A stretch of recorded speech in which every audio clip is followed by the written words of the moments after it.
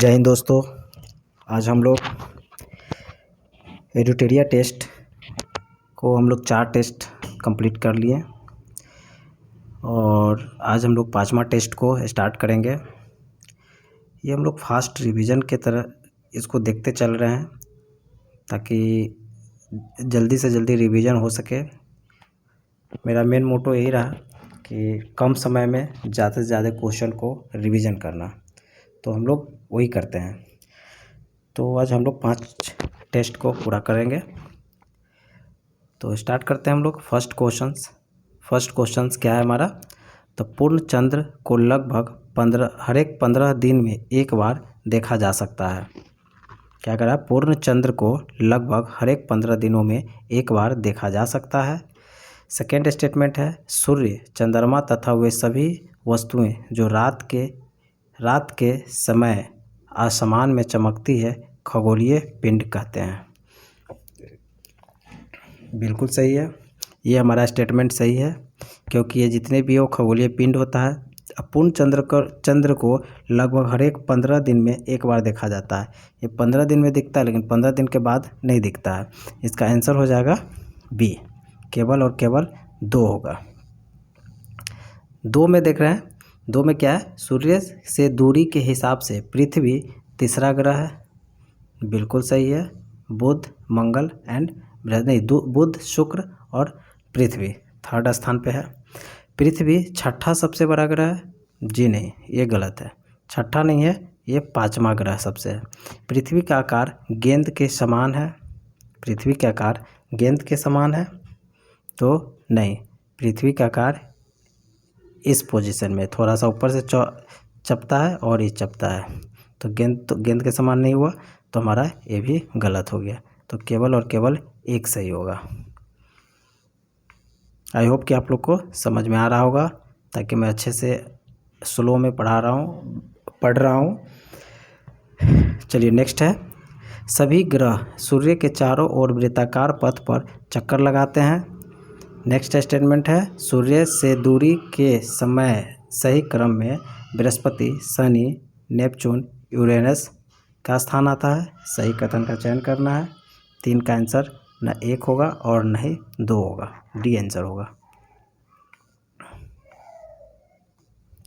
4 में क्या है? मिलान करना है। ग्रह है और साइड में चंद्रमा है। नेपच्यून का 13 बिल्कुल सही, यूरेनस का 27 ठीक है, बृहस्पति का 53 और मंगल का 2। उसी तरह हमारा अर्थ का कितना होता है? अर्थ का 1 होगा। चलिए, तो इसका सामने है, तो आंसर ए होगा।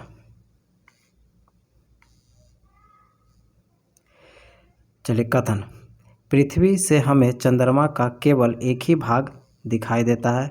बिल्कुल सही, क्योंकि सपोज करो ये हमारा अर्थ है और ये हमारा मून है, तो इसका सिर्फ ये पार्ट ही हमारा यहाँ से दिखेगा, इस साइड का पार्ट नहीं दिखता है। तो हमारा फर्स्ट स्टेटमेंट सही हो गया। क्लियर। सेकेंड में, चंद्रमा पृथ्वी का एक चक्कर लगभग 27 दिनों में पूरा करता है। बिल्कुल सही, लगभग इतने ही समय में अपने अक्ष पर एक चक्कर भी पूरा करता है। 2 हमारा स्टेटमेंट है। अब इसमें कथन क्या है? कथन एवं कारण सही है तथा कारण कथन की सही व्याख्या कर रहा है। तो यहाँ पे हम लोग देखते हैं 1 सही है, 2 सही है, तो हमारा इसका बिल्कुल सही है, तो आगे पढ़ने की ज़रूरत नहीं है, आंसर ए होगा। 6 नंबर में क्या है? केवल गंगा नदी के मुहाने पर सुंदरबन डेल्टा स्थित है। ध्यान रखना है, जोर देकर बोल रहा है, केवल सिर्फ गंगा नदी के। उत्तर अमेरिका विश्व का चौथा सबसे बड़ा महाद्वीप है एवं यह दक्षिण अमेरिका से एक संकरे स्थल से जुड़ा है, जिसे पनामा स्थल संधि कहते हैं। असत्य कथन का चयन करना है। 6 का, इसमें असत्य 1 और 2 दोनों के दोनों असत्य होगा। चलिए, हम लोग अब 7 नंबर क्वेश्चन पे आते हैं। एशिया से केवल कर्क रेखा गुजरती है। एशिया से केवल कर्क रेखा गुजरती है। अफ्रीका से केवल कर्क रेखा एवं विषुवत रेखा गुजरती है। मकर रेखा केवल अफ्रीका एवं दक्षिण अमेरिका से होकर गुजरती है। असत्य कथन का चयन करना है। इसका 1, 2, 3 तीनों के तीनों गलत स्टेटमेंट है। 8 नंबर में देखते हैं, कथनों पर विचार करें और सत्य कथन के चयन करना है। ग्रीक भाषा में बायोस का जीवन होता है। ग्रीक भाषा में लिथास का अर्थ भूपर्पटी होता है। ग्रीक भाषा में ह्यूडर का अर्थ पत्थर होता है। सत्य कथन का चयन करना है। 8 का इसमें केवल और केवल एक आंसर होगा।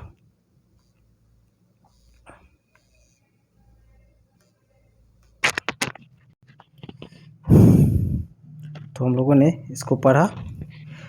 बायोस का अर्थ क्या होता है? जीवन। तो बायोस का अर्थ होता है जीवन, तो ये हमारा सही है। लिथास का अर्थ भूपट्टी कर रहा है, तो लिथास का अर्थ होता है पत्थर। क्या होता है? पत्थर। ह्यूडर का अर्थ क्या होता है? ह्यूडर का अर्थ होता है जल। तो समझ में आया। बायोस का अर्थ होता है जीवन, सही है। लिथास का अर्थ होता है पत्थर और ह्यूडर का अर्थ होता है जल। यहाँ पे लिथास का भूपट्टी दिया है और ह्यूडर का पत्थर दिया, तो हमारा एक गलत हो गया और 2 भी गलत हो गया। इसमें एक और वर्ड आता है एटमास। क्या होता है? एटमास। एटमास का होता है वाष्प।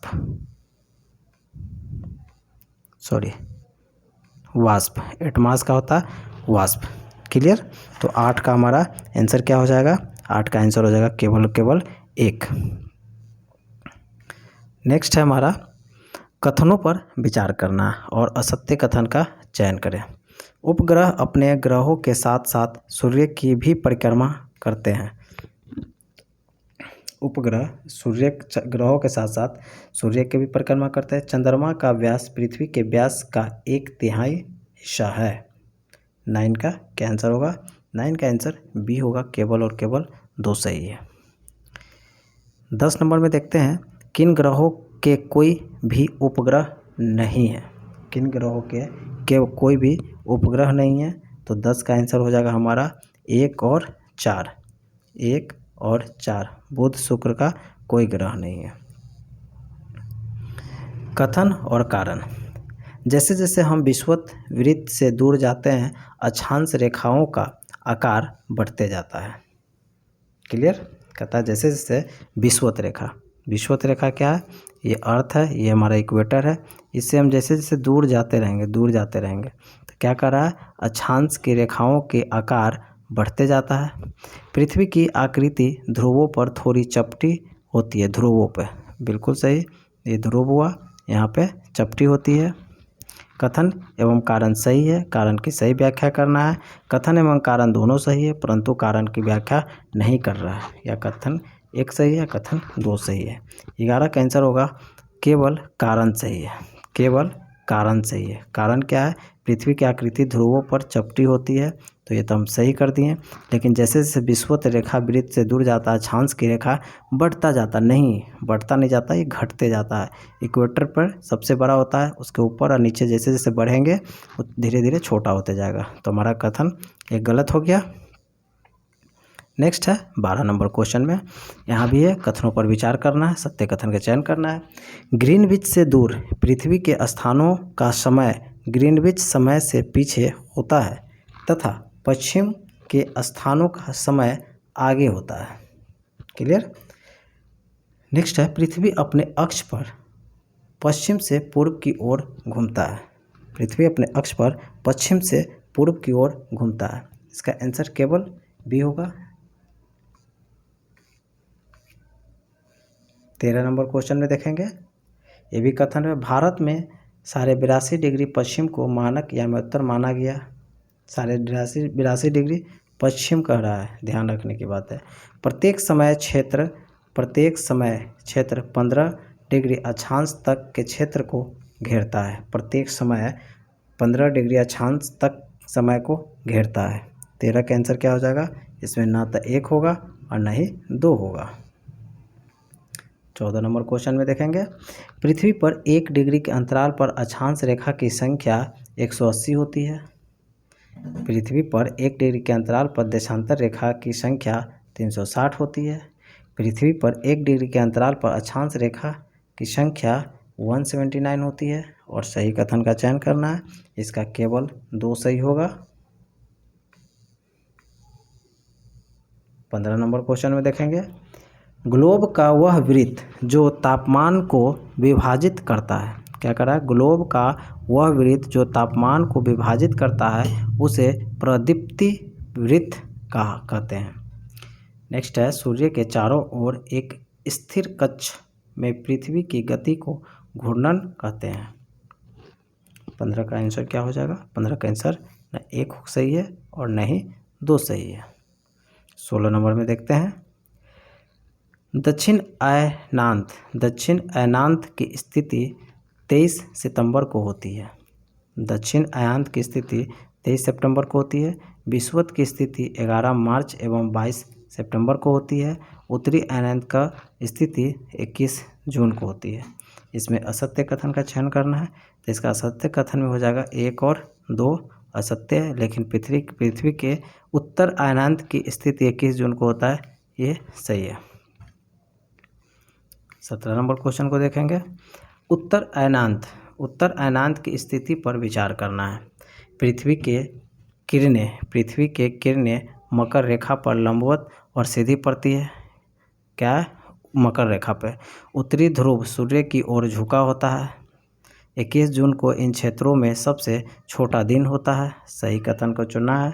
क्वेश्चन नंबर 17 का आंसर केवल 2 होगा। 18 नंबर, सड़क, वर्षा, वन तथा उद्योग आदि के वितरण दर्शाने वाले मानचित्र को थीमैटिक मानचित्र कहा जाता है। थीमैटिक जो भी मानचित्र सड़क, वर्षा, वन वगैरह जो होता है, इसको थीमैटिक मानचित्र कहा जाता है। जिन प्रतीकों के उपयोग के संबंध में राष्ट्र स्तर पर सहमति हो उसी रूढ़ प्रतीक कहा गया है। सही कथन का चयन करना है। 18 का केवल 1 होगा आंसर। अब हम लोग देखेंगे 19 नंबर क्वेश्चन। 19 में क्या है, महाद्वीपों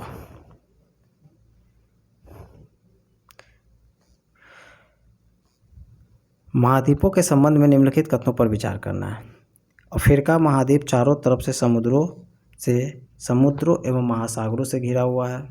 उत्तरी अमेरिका 2 महासागरों से घिरा हुआ है। विश्व की सबसे लंबी पर्वत श्रृंखला हिमालय एशिया में स्थित है। सत्य कथन का चयन करना है। 19 का आंसर केवल 1 होगा।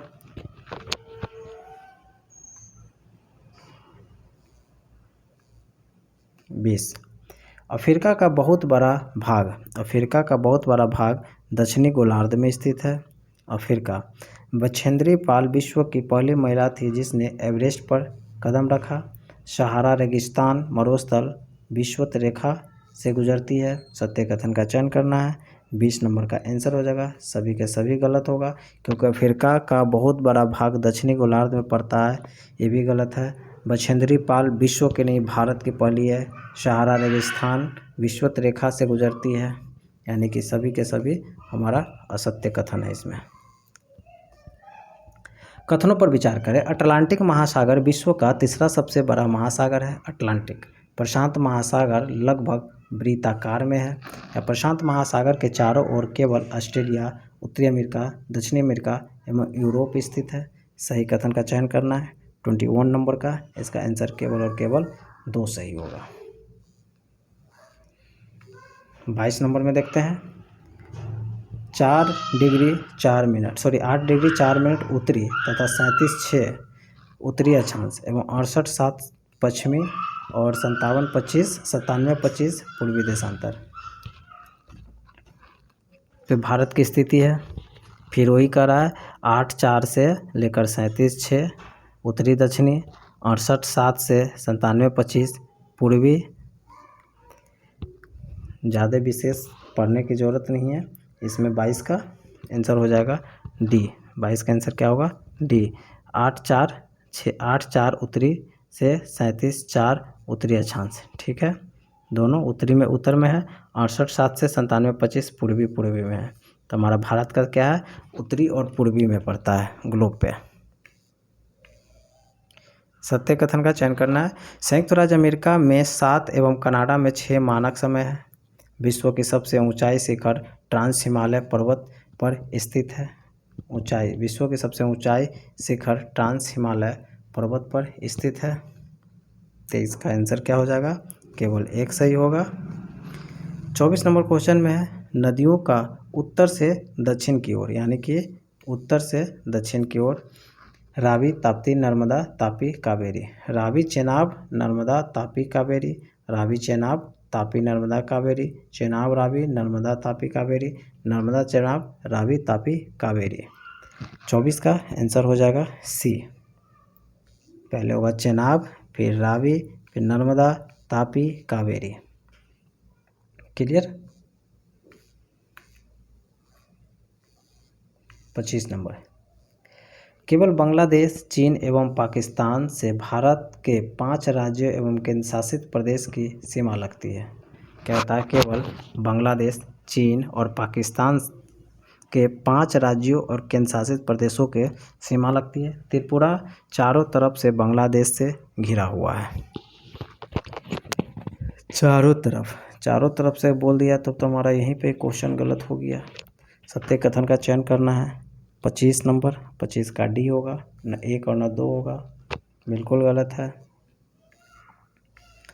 26 नंबर क्वेश्चन को देखेंगे।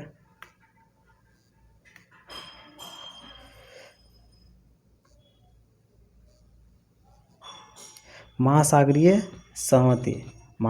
संहति में पर्पटी की मोटाई महाद्वीप संहति के मोटाई से अधिक होता है। अब देखिए, महासागरीय पर्पटी की बात करता है और महाद्वीपीय पर्पटी की बात करता है। इसकी मोटाई कर रहा है महाद्वीपीय की मोटाई से अधिक होता है।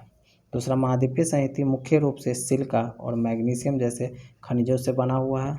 तो 26 का आंसर देखते हैं। 26 का आंसर 1 और 2 दोनों गलत होगा, क्योंकि यहाँ पे क्लियर हो गया कि महासागर की मोटाई ज़्यादा होगा कि महाद्वीप के, तो ऑब्वियस है कि महाद्वीप का होगा।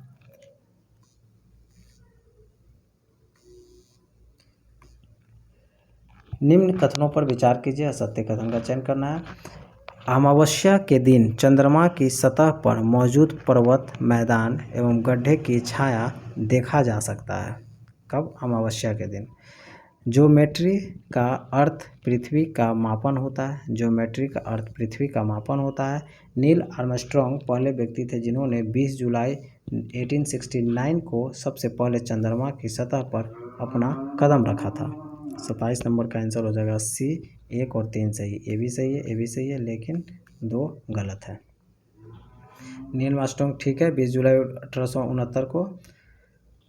ज्योमेट्री का अर्थ पृथ्वी का मापन है, ये गलत है। अब देखते हैं हम 28 नंबर क्वेश्चन को। 28 नंबर में विचार करना है, कथन कारण है। अंतर्वेदी आग्नेय शैलों का आकार ठंडा होने के पश्चात महीन दानों की तरह हो जाती है। महीन दानों की तरह हो जाती है। अंतर्वेदी आग्नेय शैल धीरे धीरे ठंडा होता है। ठीक है, धीरे धीरे ठंडा होता है, तो कारण तो हमारा सही है। 28 नंबर का क्या होगा? 28 का डी होगा आंसर। आर सत्य है और ए असत्य है, तो ए हमारा असत्य है, आर सत्य है। आर हमारा सत्य है। 29 नंबर में देखते हैं। दक्कन पठार बेसाल्ट शैलों से बना है। दक्कन का पठार बेसाल्ट शैलों से बना है। आग्नेय शैल की द्वितीयक शैल भी है। ग्रेनाइट एवं बेसाल्ट प्राथमिक शैल के उदाहरण है। बेसाल्ट अंतर्भेदी आग्नेय शैल, जबकि ग्रेनाइट बहिर्भेदी आग्नेय शैल का उदाहरण है। असत्य कथन का चयन करना है। 29 का हो जाएगा आंसर सी। 2 और 4 गलत है। यानी दक्कन का पठार बेसाल्ट सेल से बना हुआ, सही है। बेसाल्ट अंतर्वेदी आग्नेय सेल, जबकि ग्रेनाइट वैरवेदी आग्नेय सेल के उदाहरण है। बिल्कुल सही है। 29 नंबर। अब हम लोग देखेंगे 30 नंबर क्वेश्चन को। कथन पर विचार करना है।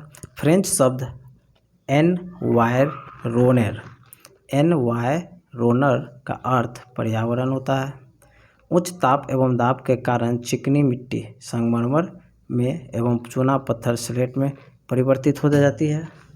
दोनों कथन का चयन करना है। 30 नंबर का क्वेश्चन होगा। 30 का आपका आंसर डी होगा। दोनों के दोनों सही नहीं है। 31, हिमाचल हिमाद्री के दक्षिण में स्थित है। महानदी कावेरी, तापी एवं कृष्णा नदी का मुहाना बंगाल की खाड़ी में गिरती है। क्या था? नर्मदा और तापी। महानदी कावेरी, तापी, तापी कर दिया तो आपको याद है नर्मदा और तापी दो ऐसी नदियां हैं जिसकी अरब सागर में गिरती है, और ये कह रहा है बंगाल की खाड़ी में, तो हमारा ये स्टेटमेंट गलत हो गया। पश्चिमी तटीय मैदान पूर्वी तटीय मैदान की तुलना में अपेक्षाकृत अधिक चौड़ी है। पश्चिमी तटीय मैदान पूर्वी की अपेक्षा, नहीं नहीं नहीं नहीं, असत्य कथन का चयन करना है। तो इसका असत्य कथन 31 नंबर का, इसमें सी होगा। 2 और 3 ये भी असत्य कथन है और ये भी असत्य कथन है। दोनों के दोनों गलत है, लेकिन सही इसमें ए है। अब है कथन पर विचार करना है। नेपाल की सीमा उत्तर प्रदेश, बिहार, पश्चिम बंगाल, सिक्किम, उत्तराखंड से लगती है। भूटान की सीमा केवल पश्चिम बंगाल, सिक्किम, अरुणाचल प्रदेश से लगती है। बांग्लादेश की सीमा केवल पश्चिम बंगाल, मेघालय, त्रिपुरा, असम से लगती है। असत्य कथन का चयन करना है। 32 नंबर क्वेश्चन का आंसर हो जाएगा बी। 2 और 3, 2 और 3 दोनों के दोनों गलत है। भूटान की सीमा केवल पश्चिम बंगाल, सिक्किम, अरुणाचल प्रदेश से लगता है, तो गलत हो गया क्योंकि अरुणाचल प्रदेश आएगा ही नहीं। बांग्लादेश की सीमा केवल पश्चिम बंगाल, मेघालय, त्रिपुरा, असम से लगती है, ये भी गलत हो गया। आगे देखते हैं 33 नंबर क्वेश्चन का। 33 नंबर में क्या है? पारितंत्र को परिभाषित किया जा सकता है। पारितंत्र को परिभाषित किया जा सकता है कैसे?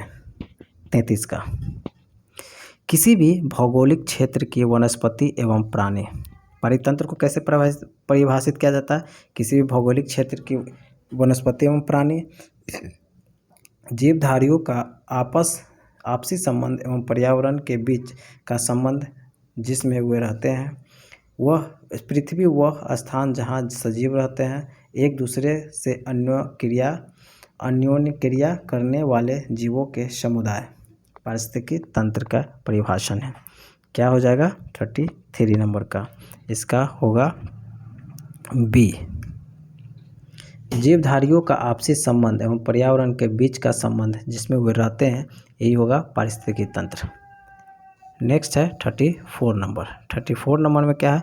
पृथ्वी के आयतन का केवल 15% हिस्सा ही क्रोड है। भूपट्टी के ठीक नीचे मेंटल होता है जो 2900 किलोमीटर की गहराई तक फैला है। लैटिन शब्द सेंडिमेंटम का अर्थ रूप परिवर्तन होता है। सत्य कथन का चयन करना है। 34 नंबर का आंसर हो जाएगा बी। सही में 1 और 2 सही है। 35 नंबर क्वेश्चन। अंतर्राष्ट्रीय ग्रह जो सूर्य के बहुत नज़दीक है, अंतर्राष्ट्रीय ग्रह जो सूर्य के बहुत नज़दीक है, गैस और तरल पदार्थ से बने हैं। आंतरिक ग्रह में केवल बुध, शुक्र, पृथ्वी, मंगल आते हैं। बाह्य ग्रह में सूर्य से बहुत दूर वे चट्टानों से बने हैं। बाह्य ग्रह में बृहस्पति, शनि, यूरेनस, नेपच्यून आते हैं। असत्य कथन का चयन करना है। 35 नंबर का आंसर हो जाएगा केवल 1 और 3, ये सही है, और 3। अब आते हैं 36 नंबर में। 36 में अपने स्थान से ध्रुव तारे का कोण मापकर अपने स्थान के देशांतर को जाना जा सकता है। पृथ्वी को 24 समय क्षेत्रों में बांटा गया है। 24 क्षेत्रों समय में बांटा गया है। 36 का आंसर हो जाएगा केवल 2। नेक्स्ट है मृदा परिच्छेदिका। मृदा परिच्छेदिका में ऊपर से नीचे का सही क्रम क्या है? ह्यूमस वनस्पति के साथ ऊपरी मृदा, बालूगाद क्ले के साथ उपमृदा, अपक्षयित चट्टानें पदार्थ या जनक चट्टानें। 37 का क्या होगा? 37 का ए होगा, 37 का ए होगा 1 2 3 4 यानी कि बराबर। मृदा परिच्छेदक में पहले ह्यूमस होगा, ह्यूमस वनस्पति, फिर बालूगाद क्ले के साथ अपक्षयित चट्टानें, फिर जनक मिट्टियाँ होती है। 38 नंबर में पृथ्वी, शुक्र, बृहस्पति एवं मंगल को पार्थिव ग्रह यानी आंतरिक ग्रह कहा जाता है। कौन कौन है? पृथ्वी, शुक्र, बृहस्पति एवं मंगल को। सबसे ज़्यादा चंद्रमा की संख्या शनि एवं यूरेनस के पास है। सही कथन का चयन करना है। 38 नंबर का, नहीं तो 1 और ना 2, दोनों के सबसे ज़्यादा चंद्रमा शनि ठीक है, लेकिन यूरेनस के कारण गलत हो गया। पृथ्वी, शुक्र, बृहस्पति, मंगल, अब यहाँ बुध शुक्र भी आएगा तो ये भी गलत हो गया। 38 नंबर में क्या होगा? 39 नंबर में क्षुद्र ग्रह मंगल एवं बृहस्पति के मध्य पाया जाता है। क्षुद्र ग्रह जो है मंगल बृहस्पति के मध्य पाया जाता है। भारतीय मानक समय उत्तर प्रदेश, मध्य प्रदेश, छत्तीसगढ़, उड़ीसा, तेलंगाना से होकर गुजरती है। कर्क रेखा एवं मकर रेखा के मध्य स्थित क्षेत्र को शीतोष्ण कटिबंध कहा जाता है। असत्य कथन का चयन करना है। असत्य कथन में होगा 2 और 3 होगा। 40 नंबर में देखते हैं जीवमंडल के संबंध में निम्नलिखित कथनों पर विचार करना है। जीवमंडल में स्थल के अलावा जल तथा वायु का सीमित भाग सम्मिलित है। जीवमंडल में स्थल के अलावा वायु और जल भी। जीवमंडल के प्राणियों को मुख्यतः 3 भागों में बांटा गया है। जीवमंडल के सभी परिमंडल आपस में एक दूसरे को परिभाषित किए बिना पारस्परिक क्रिया करते हैं। सत्य कथन का चयन करना है। केवल और केवल 1 होगा। 41 नंबर में स्थलमंडल के संबंध में निम्नलिखित कथन पर विचार करना है। स्थलमंडल अनेक प्लेटों में विभाजित होता है जिन्हें स्थलमंडलीय प्लेट कहते हैं। अनेक प्लेटों में, ठीक है, सिर्फ स्थलमंडल, ये भी कहना सही नहीं। स्थलमंडलीय प्लेट पृथ्वी के अंदर पिघले हुए मैग्मा के कारण कभी कभी धीमी गति के चारों ओर घूमती है। नेक्स्ट है स्थलमंडलीय प्लेटों की गति के कारण पृथ्वी सतह पर परिवर्तन होता है। सत्य कथन का चयन करना है। 41 नंबर का आंसर इसमें 1 और 3 होगा, यानी कि 1 और 3। 1 और 3 में क्या? स्थलमंडल अनेक प्लेटों में विभाजित होता है जिन्हें स्थलमंडलीय प्लेट कहते हैं। सही है। स्थलमंडलीय प्लेट की गति के कारण पृथ्वी सतह की परिवर्तन होते रहता है, ये भी सही है। चलिए 42 नंबर क्वेश्चन में हम लोग आते हैं। 42 में क्या है? 42 में जो बल पृथ्वी के आंतरिक भाग में घटित होता है, कहता है जो बल पृथ्वी के आंतरिक भाग में घटित होता है उन्हें एक्सोजोनिक फोर्स कहते हैं। एक्सोजोनिक। जो बल पृथ्वी की सतह पर उत्पन्न होते हैं उन्हें एंडोजोनिक फोर्स कहते हैं। उपयुक्त में से कौन से सत्य कथन का है? तो 42 का आंसर हो जाएगा ना 1 और ना 2। 43 अंतर्जनित बल कभी कभी आकस्मिक गति उत्पन्न करते हैं। निम्न में से कौन से आकस्मिक गति के कारण पृथ्वी की सतह पर अत्यधिक हानि होती है? भूकंप, बादल का फटना, ज्वालामुखी सबसे अधिक होती है। 43 इसका 1 और 2 दोनों होगा, यानी कि भूकंप होगा और ज्वालामुखी होगा। 44 में भूकंप के संबंध में निम्नलिखित कथनों पर विचार कीजिए। भूकंप के समय में भूपट्टी के नीचे वह स्थान जहां कंपन आरंभ होता है उद्गम केंद्र कहलाता है। वह स्थान जहां कंपन होता है उद्गम केंद्र के भू सतह पर उसके निकटतम स्थान को अधिकेंद्र कहते हैं। अधिकेंद्र के निकटतम भाग में सर्वाधिक हानि होती है। अधिकेंद्र के दूरी बढ़ने के साथ भूकंप की तीव्रता धीरे धीरे बढ़ती जाती है।